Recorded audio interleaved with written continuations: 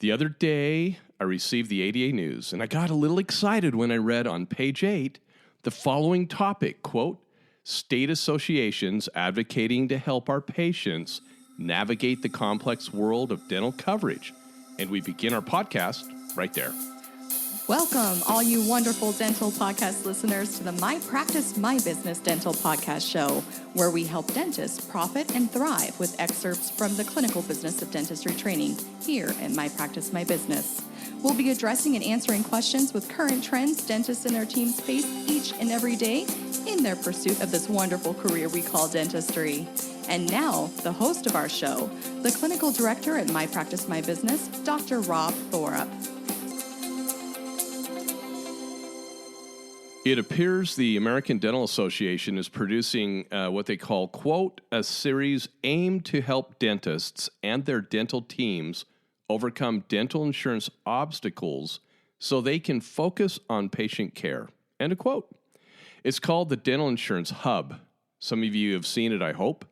Should be interesting to see what the ADA has to offer when it comes to battling dental insurance companies, especially when the dental insurance companies are financially supporting our own ADA and have a voting position on dental coding. I'll let you chew on that for a little bit. Since My Practice, My Business is smack dab in the middle of these laws that we worked on, House Bill 359 actually got signed into law by Governor Cox here in the state of Utah, March 17th. And yes, we've been partying ever since. I'm going to give you some insight as to what other states are doing and why it may or may not be important to all of you. I think it's important. As I began to read this article in the ADA News, I thought, oh my gosh, Utah's probably right there with what we passed and what we were working on. So I was like, I was going to assume the ADA only listed the states that had the most significant advances in patient advocacy and practitioner protections, and we weren't listed. So I'll start with the top of the list of their article, and like I said, I was hopeful to see Utah there, but that top of the list goes to Montana. Montana had a House Bill 321 that would require insurers, but let's get into the meat of this stuff, because this is what's going on across the nation, and this is what I'm really excited about. Because we need to do more to battle the tactics of these insurance companies. So Montana's House Bill 321 would require insurers to post their medical dental loss ratio prominently on their websites. The law, if enacted, requires insurers to report the percentage of premium revenue that's spent on actual care as compared to administrative costs, right? Kind of like Delta Dental doesn't make a profit, but they're administrators of everybody running the company. They make millions. So House Bill 321 in Montana also prohibits downcoding intended to reduce claim payments, allowing downcoding only when justified in compliance with the provisions of the law. If enacted, it prohibits explanations of benefits from implying that dentists acted inappropriately. Now, again, you guys that are listening, you need to understand what's going on nationwide, because you can run with this stuff in your own states once it passes. You piggyback. I'll get into that in a minute. So the current bill in progress as of March 2nd, I read on the report, is probably dead, as stated by the representative. I'm like, wow, why would you guys put Montana's bill up there if it's going to die and it's not going to get anywhere? This bill contained what is known as MLR, or Medical Loss Ratio Proposal. The UDA, our Utah Dental Association, attempted to place this in our Utah House Bill. When I say our, My Practice, My Business's Utah House Bill 359. And our state representative, Jim Dunnigan, shut them down. The MLR component, in my opinion, is a waste of time. I had no idea what it was. I had no idea what MLR was even about. And I told the UDA, do not piggyback anything on our bill that would cause it to be shut down or die in the process. And I was grateful that Jim Dunnigan, Representative Jim Dunnigan, had our back. It does nothing for the working dentist. The intent of the MLR is to eventually cause a dental insurance company to reimburse the patient client, their client, our patient, if the insurance company, if the insurance company exceeds a profit margin beyond a particular percentage governed by the state. At least that's how it was explained to me. As much as I dislike dental insurance companies, that medical loss ratio is completely, in my opinion, anti-business. It's anti-capitalism. It's unconstitutional. It attempts to control the free market system, period. There are definitely better ways to make dental insurance plans more competitive, which naturally affects their profit margins and increases patient coverage. Like doing away with the McCarran-Ferguson Act, that was a step in the right direction. And we do have to thank the American Dental Association for making that happen. I don't know of very many conservative state representatives who are in favor of governmental controls, like the MLR would force on insurance businesses. Just, it doesn't make sense. Yes. I know that MLR exists in medical, but I wonder why. Because medical has become socialized medicine. That's right. We don't want that to happen to dentistry. And hopefully they'll start peeling back that onion and getting medical, which I think the last presidential administration wanted to have full disclosure on procedures. Have you ever gone into and had a procedure done? Have you gone to your physician and asked them, hey, how much is this going to cost? Can you give me a breakdown? You know how in dentistry we give them a complete breakdown of a procedure or multiple procedures that need to be done, and we can like nail it within $100 or so of what the actual costs are? In dentistry, you know how that happens? Yeah, does not happen in medical. And that's the problem. It won't happen the more socialized it becomes. Moving on, Missouri, Senate Bill 401 also has a proposed bill on downcoding on dental plans using procedure codes different from the ones submitted by the dentist in order to determine a benefit in an amount less than that which would be allowed for the submitted code. The bill sponsored by a physician. I don't get that.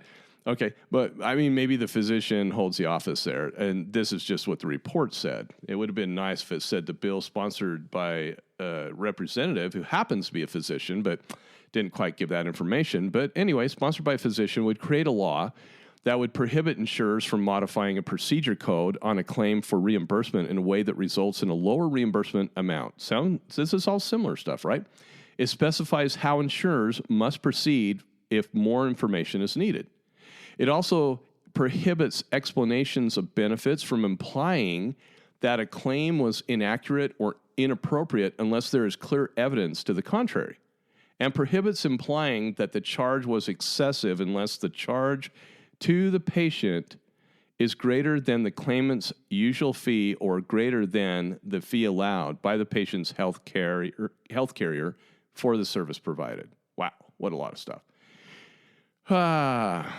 It says, quote, we survey our members each year to make sure our advocacy agenda is on target with real issues affecting them in practice, said Dr. Ron Wilkerson, DMD, legislative and regulatory chair of the Missouri Dental Association. In our 2020 survey, 94% of responding dentists said they experienced downcoding, with 100% of those stating it results in lower payment.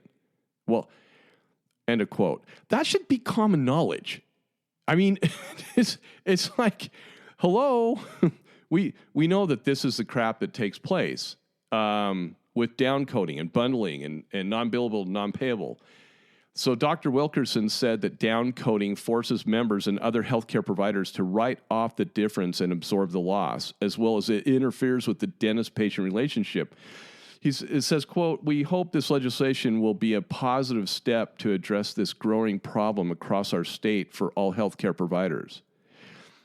That's what he said, end of quote. Well, you guys, it's not just there. It's everywhere. How about this problem across our nation?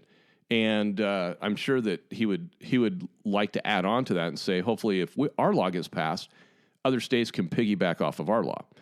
But as of the date, like right now, Missouri Senate Bill 401 has not made it out of committee. But let's be hopeful it will. One more note, dental providers have never been forced. I want you to understand this. Dental providers have never been forced to write off the difference when a procedure is downcoded. That is misinformation taught by consultants and office managers nationwide who simply don't know their rights under the contractual agreements with dental insurance companies. Just because the EOB states it doesn't mean you do it. The verbiage it alludes to the need to write off the difference, but you can fight back on that one little thing. You can do it quite easily if you know how. However, when a dental insurance company downcodes and then bundles a procedure, you're pretty much screwed. But this law does not address that problem. However, our Utah law does.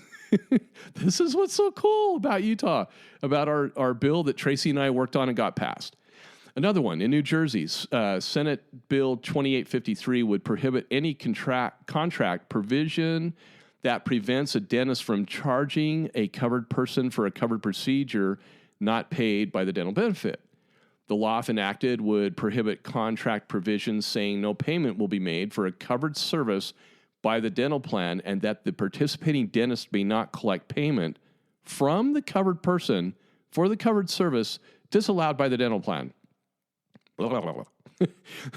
James Schultz Jr., New Jersey Dental Association director. And when I say that, James, the director, I'm so happy that some associations are jumping in with this, but where's the support from the rank and file? I hope it's there.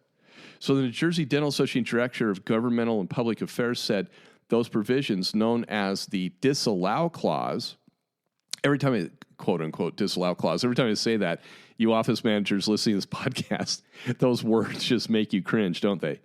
They interfere with the dentist-patient relationship by forcing the marketplace into pre-selecting what types of procedures will be paid for. He goes on to say it ultimately cools the marketplace and places doctors in the untenable position of either providing the ethically right dental care to their patients and not being compensated for it, or ignoring the right healthcare choice and jeopardizing the welfare of their patients, end of quote.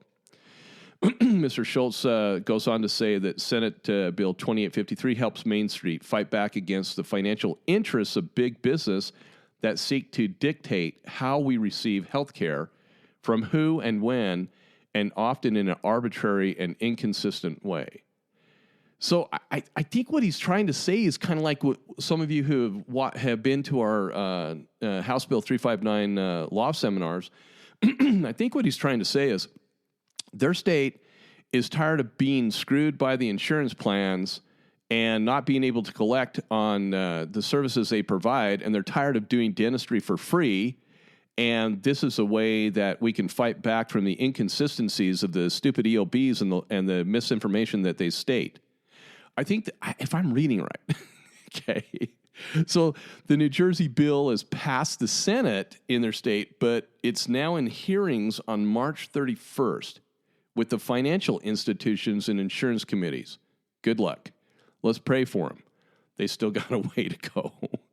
And then in North Dakota, House Bill 1154 involves a public policy approach that helps to ensure insurers, sorry guys, losing my voice, insurers pay claims for healthcare services which have received prior authorization. The law, if enacted, would prohibit dental benefit plans from denying a claim submitted by a dentist for procedures specifically approved in a prior authorization, unless the denial is based on specific reasonable situations, such as a change in a patient's condition. So Brad Anderson, DDS, immediate past president of the North Dakota Dental Association, said that his state, in his state, dentists face common issues relating to dealing with third-party insurers. He states, quote, House Bill 1154 was introduced by the North Dakota Dental Association and evolved out of a model legislation developed by the National Council of Insurance Legislators, with input from the ADA. Dr. Anderson, end of quote, Dr. Anderson said, quote, the bill includes several issues where problems are frequently encountered, including prior authorization payment denials. We are confident that House Bill 1154 passes. Dental practices and their patients will benefit with increased fairness and transparency in their benefits. Well, that's a common issue, and that was actually addressed in our battles with the insurance plans. In that, when authorizations are given, when we pre-authorize something, and they say, "Yeah, it's going to be covered," and then it's not. This bill would help that. So these are all things. If North Dakota goes through, I want to take that to Utah and piggyback their bill, their law into our state, because that does happen from time to time. But that's a battle that, again, can easily be won if you make copies of the documentation. You see, but the insurance companies, they'll do anything to screw us over. So North Dakota's bill really doesn't have any significant impact on actual day-to-day profitability within dental practices. It's just either it's approved or denied, and you still collect it from the patient. So if the dental insurance company doesn't pay, the patient has to. It's that simple. But it does hold the insurance company's feet to the fire if they tell you they will cover a treatment plan and then they decide not to. Again, dental insurance companies will do anything to protect their profit margins. Make no mistake about it. North Dakota's bill that has been signed into law, and it's actually, this one has been signed into law now. As of the time of this podcast, we just got that update. Guess what else got signed into law by the governor of Utah? I just want to reemphasize that. That's right. House Bill 359. What I find interesting is how the American Dental Association was informed by Tracy, and you all know Tracy, my wife and general manager here at My Practice, My Business. She informed them as to what our proposed bill entailed back in February. Yet there was no mention in the ADA news about how powerful this law has become here in Utah, especially with bundling of procedures. And whoever gave the ADA information on our House Bill 359 completely left out key components of our law, because what we found is it actually there's another section in the ADA that talks about states that are working on laws, and then our House Bill 359 was there. The only thing that we found in the way of public announcement in Utah, outside of our own publications here at My Practice, My Business, has actually been a Facebook post from the UDA. I'll get to that in a minute, but the ADA did put out there little excerpts of our law, but they completely left out what we nailed on bundling. I don't know, just like, are you guys kidding me? So going back to the Facebook post from the Utah Dental Association, the post read, quote, House Bill 359, dental billing amendments passed. This success was a large effort by the Utah Dental Association, and working with My Business, My Practice. Our collaborative efforts have made dental billing transparency more of a reality. We worked with Representative Jim Dunnigan and several major insurance companies to craft a bill to get direct, better transparency in regards to downcoding, bundling, and network leasing. It's great to see the months of effort coming to successful conclusion for the benefit of all dental office in Utah. End quote. Okay, I'm just reading it directly. All right. So I didn't know that our company, My Practice, My Business, was actually My Business, My Practice, but hey, we'll talk about that. Allow me to give all of you a more truthful, accurate post the UDA could have put out there. It would have read, quote, a local dental consulting company, My Practice, My Business, with the support of the Utah Dental Association, took the lead on a bill that will positively affect every dentist in the state of Utah and the patients they serve.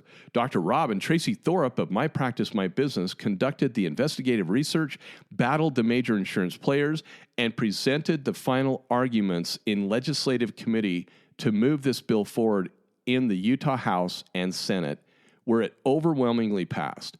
This bill will now go into law on or before May 4th, 2021, in huge part to their efforts. The UDA added a component to their bill that regulates dental leasing contracts. The entire bill is a major win for Utah dentists, and we would like to thank all those at MPMB, My Practice, My Business, for their hard work in bringing this new law to dentists and the patients they serve. That statement would have been a lot more accurate, UDA, but you know what? I love you guys anyway. So let's have some fun with this new law that Governor Cox signed into law on March 17th. It's already signed. The best components are this. An insurer may not maintain a dental plan that, based on the provider's contracted fee for covered services, uses downcoding in a manner that prevents a dental provider from collecting the fee for the actual service performed from either the plan or the patient. Or, here's the killer, uses bundling in a manner where a procedure code is labeled as non-billable to the patient unless under generally accepted practice standards. Now, that's the key component.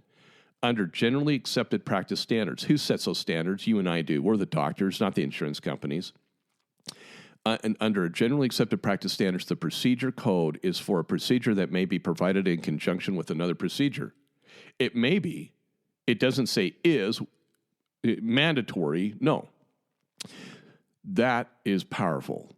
Okay? And then line 160, an insurer shall ensure that an explanation of benefits for a dental plan includes the reason for any downcoding or bundling result. They are not to place that on us. That is on them. You know, guys, one would think that our bill would cause the ADA and UDA to be jumping up and down. And the financial benefits to the dentists and the unobstructed quality of care delivered to their patients just went to a whole new level here in Utah. Other states are trying to get a fraction of protections delivered to their constituents as compared to what we accomplished here in Utah. It's so much easier, you guys, to piggyback off the success of other states than it is to be the first to enact a bill into law. So sharing our success is what Tracy and I are now going to do with other associations. We have clients in multiple states that we hope, and you guys are listening in other states, so listen to what I'm saying. We hope that you'll take our torch and implement it in your state's legislative session for 2022. And for those of you who aren't our clients, take this bill and run with it. Contact your state association. Get the ball rolling for 2022 right now. All of our state associations and the American Dental Association, they do a lot of great things to benefit dentists in their states and nationwide. But most of it is driven by the rank and file member dentists and not actually the officers and delegates. However, the officers and delegates, before they were officers and delegates, were rank and file. So it's like, you know, every one of us, they're like poor Val here at the UDA. I mean, it's a kind of a love-hate relationship. I'm just going to state it, Val. But this guy works his guts out. He has a lot on his plate, and he needs people like us. He needs companies like MPMB to help him out. Because in my opinion, and I've been on that delegate board, it's like all the officers and delegates are working their practices and they have family life and everything else. And my goodness, if you're one of those dentists and there's just you and your spouse at home or significant other and you don't have any kids in the house, you got free time. Get on the ball. Get to work. Help out your association. You have the time. Has the Utah Dental Association, but this is what irritates me. Has the Utah Dental Association president or officers or board members, have they even reached out to Tracy or I for the work that we've done on behalf of Utah dentists? Have they reached out? Nope. Not one phone call. It's like so much more could be done. I don't know if it's pride or what it is, but being a privately held company versus the Goliath of the UDA answering to the ADA, we can get more done. We're like a special forces unit. We can run quick. We can do things faster, which Val with the UDA here witnessed and saw. We're not beholden to anybody. And as long as you're doing the right thing and you do work with your association, start doing it, okay? But it's a little disappointing because so much more can be done, and they ought to know what Tracy and I have on our plate and what we're doing. But have they reached out? No. When one of our clients refers a practice to us for training here at MPMB, we let them know just how grateful we are for their trust and confidence in our abilities to teach what we do. We are in no way, and we thank them.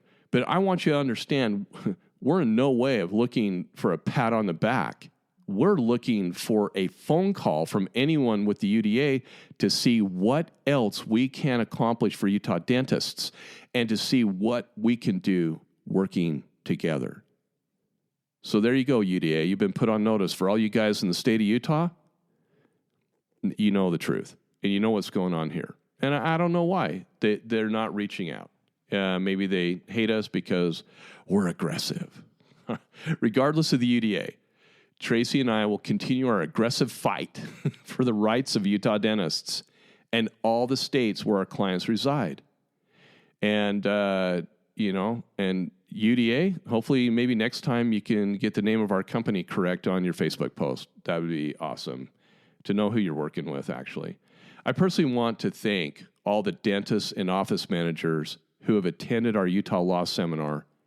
I want to thank Patterson Dental's reps' efforts in getting the information out there to all the dentists. One thing is clear. Those who have attended are excited by what we have taught them about House Bill 359. For those of you in other states, please look it up and take it to your state dental officials so that you too can benefit from its contents by pursuing a law just like it. Or do us a favor and make it a law that's even better than what we have so that we can take it back to our wonderful representative, Jim Dunnigan, and continue to improve on protecting dentistry and protecting the patients that we serve.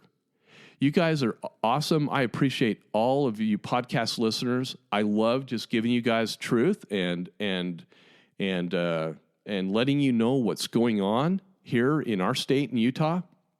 And all you Utah dentists that are listening, I hope that if you haven't been through our training, I hope you come through our training so that you can see just how much we care. We care about dentistry in Utah. We care about the delivery of dental care to the patients that you serve. And it's like, if we're a company that we can stand up to these insurers and we can stand up to their tactics, we're going to do it. We're going to do it. I believe that other associations are held back for reasons that I've mentioned from time to time, but I'll tell you this much. I don't know of a dentist or an executive serving in any of the associations that honestly would not love to do the things that we have accomplished here in Utah.